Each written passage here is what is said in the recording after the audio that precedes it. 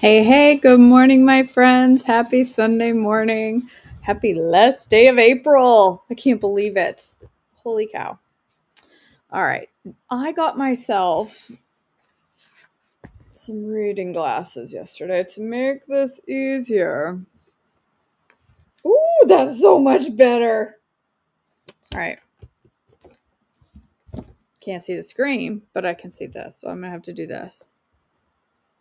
All right. David's kindness to Barzillai, 2 Samuel 19, 31 through 40. Barzillai of Gilead had come down from Rogelim to escort the king across the Jordan. He was very old, 80 years of age, and very wealthy. He was the one who had provided food for the king during his stay at Mahanaim. Come across with me and live in Jerusalem, the king said to Barzillai. I will take care of you there. No, he replied, I am far too old to go with the king to Jerusalem. I am 80 years old today, and I can no longer enjoy anything. Food and wine are no longer tasty, and I can hear the singers as they sing. I would only be a burden. I cannot hear the singers as they sing. I would only be a burden to the Lord my king. Just go across the Jordan River with the king. Going across the Jordan River. Oh my gosh. See, I can't read. Just to go across the Jordan River with the king is all the honor I need. Just let me return again to die in my own town, where my father and mother are buried. But here is your servant, my son Kimham. Let him go with my lord the king and receive whatever honor you want to give him. Good, the king agreed. Kimham will go with me, and I will help him in any way you like, and I will do anything you want. So all the people crossed the Jordan with the king. After David had blessed Barzillai and kissed him, Barzillai returned to his hometown. Then the king crossed over to Gilgal, taking Kimham with him. All the troops of Judah and half the troops of Israel escorted the king on his way. An argument over the king, 2 Samuel 19, 41 through 43. I'm not sure that these are helping. But all the men of Israel, did I read that already? No. All of the men of Israel complained to the king.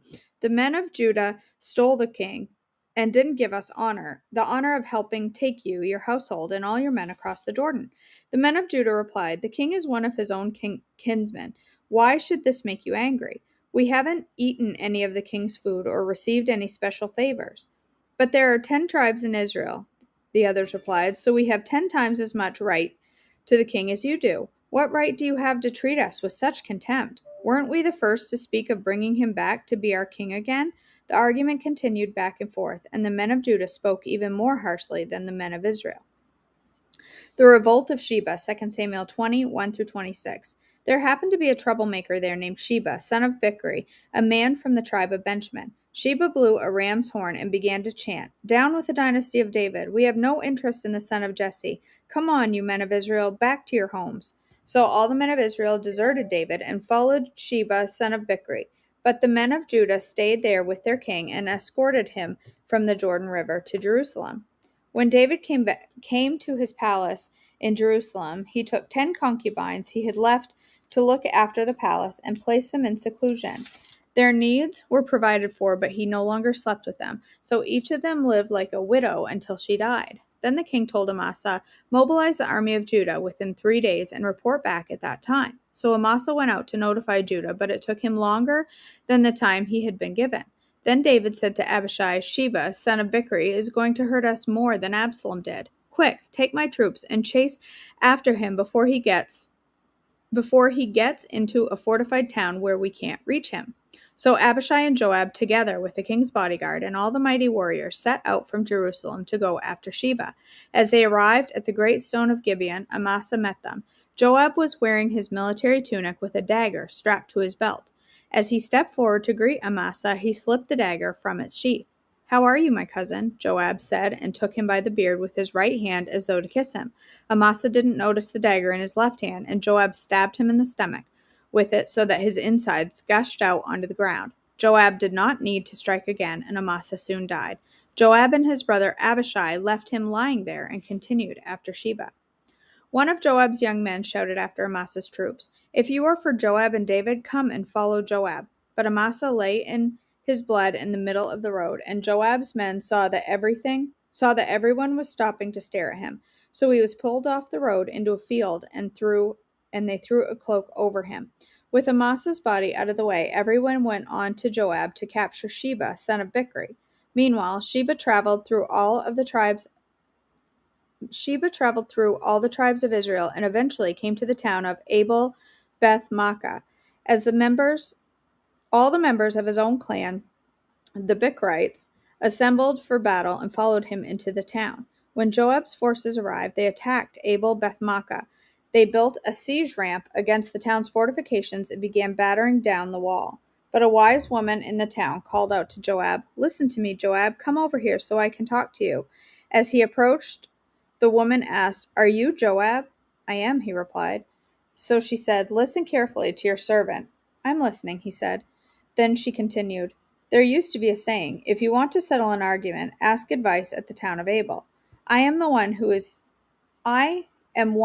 peace-loving and faithful in Israel, but you are destroying an important town in Israel. Why do you want to devour what belongs to the Lord?" And Joab replied, "Believe me, I don't want to devour or destroy your town. That's not my purpose. All I want is a man named Sheba, son of Bichri, from the hill country of Ephraim, who has revolted against King David. If you hand over this one man to me, I will leave the town in peace."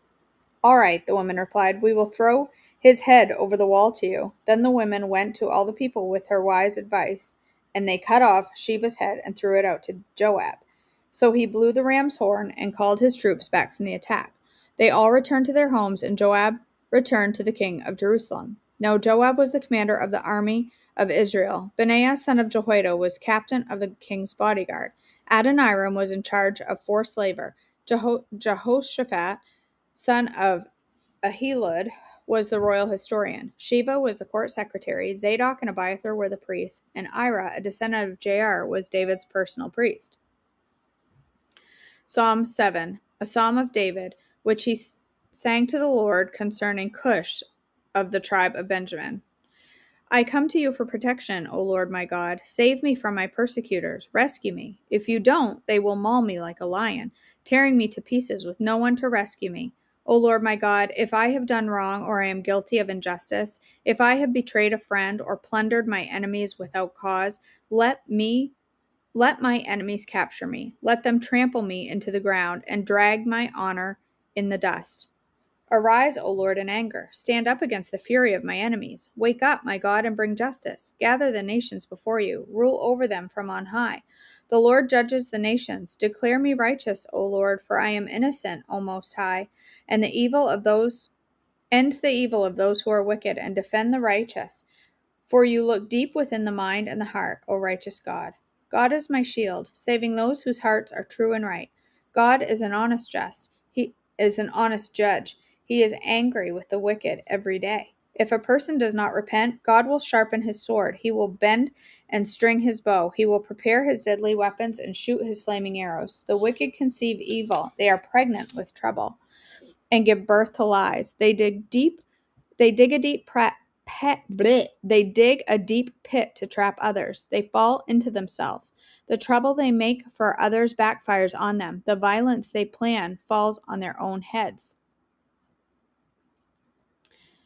I will thank the Lord because he is just. I will sing praise to the name of the Lord Most High. David avenges the Gibeonites. 2 Samuel 21, 1-14. There was a famine during David's reign that lasted for 3 years. So David asked the Lord about it, and the Lord said, "The famine has come because Saul and his family are guilty of murdering the Gibeonites." So the king summoned the Gibeonites. They were not part of Israel, but were all that was left of the nation of Amorites. The people of Israel had sworn not to kill them, but Saul, in his zeal for Israel and Judah, had tried to wipe them out. David asked them, "What can I do for you? How can I make amends so that you will bless the Lord's people again?" "Well, money can't settle this matter between us and the family of Saul," the Gibeonites replied. "Neither can we demand the life of anyone in Israel." "What can I do then?" David asked. "Just tell me, and I will do it for you." Then they replied, "It was Saul who planned to destroy us to keep us from having any place at all in the territory of Israel. So let 7 of Saul's sons be handed over to us, and we will execute them before the Lord at Gibeon on the mountain of the Lord." All right, the king said, I will do it. The king spared Jonathan, son of Mephibosheth, who was Saul's grandson, because of the oath David and Jonathan that David and Jonathan had sworn before the Lord. But he gave them Saul's two sons, Armoni and Mephibosheth, whose mother was Rizpah, daughter of Aiah. He also gave them the 5 sons of Saul's daughter Merab, the wife of Adriel, son of Barzillai, from Maholah. The men of Gibeon executed them on the mountain before the Lord. So all 7 of them died together at the beginning of the barley harvest. Then Rizpah, daughter of Aiah, the mother of 2 of the men, spread burlap on a rock and stayed there the entire harvest season. She prevented the scavenger birds from tearing at their bodies during the day and stopped wild animals from eating them at night. When David learned what Rizpah, Saul's concubine, had done, he went to the people of Jabesh Gilead and retrieved the bones of Saul and his son Jonathan. When the Philistines had killed Saul and Jonathan on Mount Gilboa, the people of Jabesh Gilead stole their bodies from the public square of Bethshan, where the Philistines had hung them. So David obtained the bones of Saul and Jonathan, as well as the bones of the men of the Gibeonites, as well as the bones of the men the Gibeonites had executed. Then the king ordered that they bury the bones in the tomb of Kish, Saul's father, at the town of Zelah, in the land of Benjamin. After that, God ended the famine in the land. Battles against the Philistine giants, 2 Samuel 21:15-22. Once again, the Philistines were at war with Israel, and when David and his men were in the thick of battle, David became weak and exhausted. Ishbibenob was a descendant of the giants. His bronze spearhead weighed more than 7 pounds, and he was armed with a new sword. He had cornered David and was about to kill him. But Abishai, son of Zeruiah, came to David's rescue and killed the Philistines. Then David's men declared, You are not going out to battle with us again. Why risk snuffing out the light of Israel? After this, there was another battle against the Philistines at Gob. As they fought, Sibbecai from Husha killed Saph, another descendant of the giants. During another battle at Gob, Elhanan, son of Jair from Bethlehem, killed the brother of Goliath of Gath. The handle of his spear was as thick as a weaver's beam. In another battle with the Philistines at Gath, they encountered a huge man with 6 fingers on each hand and 6 toes on each foot, 24 in all, who was also a descendant of the giants. But when he defied and taunted Israel, he was killed by Jonathan, the son of David's brother Shemaiah. These 4 Philistines were descendants of the giants of Gath, but David and his warriors killed them. Battles against the Philistines, 1 Chronicles 20:4-8. After this, war broke out with the Philistines at Gezer. As they fought, Sibbecai from Husha killed Saph, a descendant of the giants, and so the Philistines were subdued. During another battle with the Philistines, Elhanan, son of Jair, killed Lahmi, the brother of Goliath of Gath. The handle of Lahmi's spear was as thick as a weaver's beam. In another battle with the Philistines at Gath, they encountered a huge man with 6 fingers on each hand and 6 toes on each foot, 24 in all, who was also a descendant of the giants. But when he defied and taunted Israel, he was killed by Jonathan, the son of David's brother Shemaiah. These Philistines were descendants of the giants of Gath, but David and his warriors killed them. Okay. Whew, that's that.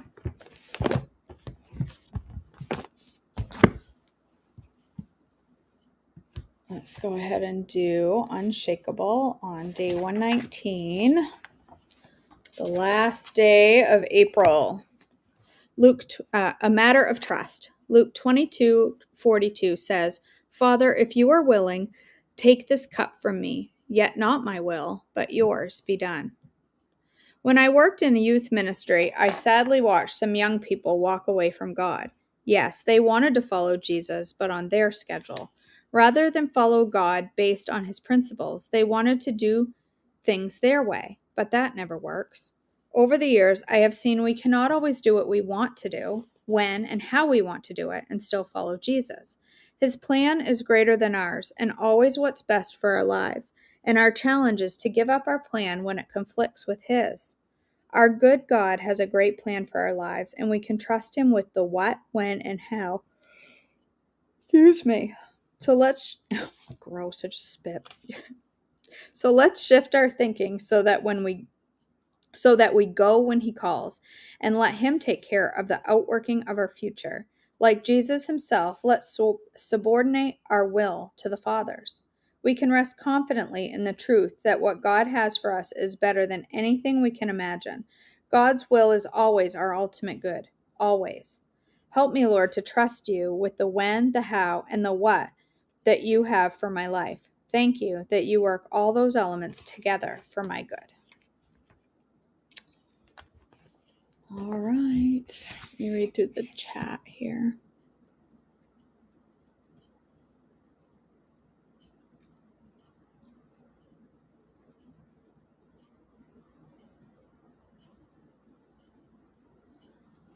Oh, Gracie, I hope you get out of there soon. I'm still praying for you.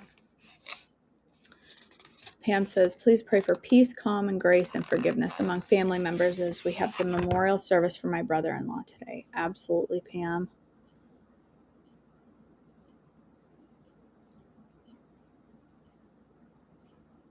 All right. Let's go ahead and end our time together in a word of prayer. Father in heaven, I thank you so much for this day. Thank you for all the blessings that you've given us. Thank you for another beautiful week to begin starting today. Father, I pray your blessings upon those here who are struggling. I pray for Gracie as she's in the hospital, healing. I pray that you will bring pain relief. I pray for Mom in the same situation, maybe not in the hospital, but with that terrible pain. I pray, Father, that you will heal both Gracie and Mom of this terrible muscle issue that they have going on and bring them back to their normal selves soon. Father, I pray for Pam and her entire family today as they go to the memorial service of her brother-in-law. I pray for the peace and the calm and just more than anything, peace among the whole family and healing for all of their hearts. Father, I pray that you will be with us as we go about our day. Keep us safe, keep us healthy, and keep our eyes focused solely on you. In your precious name I pray. Amen. All right, my friends. Thank you so much for joining me. It's been a great, I almost said Monday, Sunday. I got to go eat some brekkie. I'm hungry. My stomach's growling. I got to go find some breakfast. All right, guys, I love you so much. Have a blessed day, and I will see you all back for more devotions tomorrow. Bye, guys.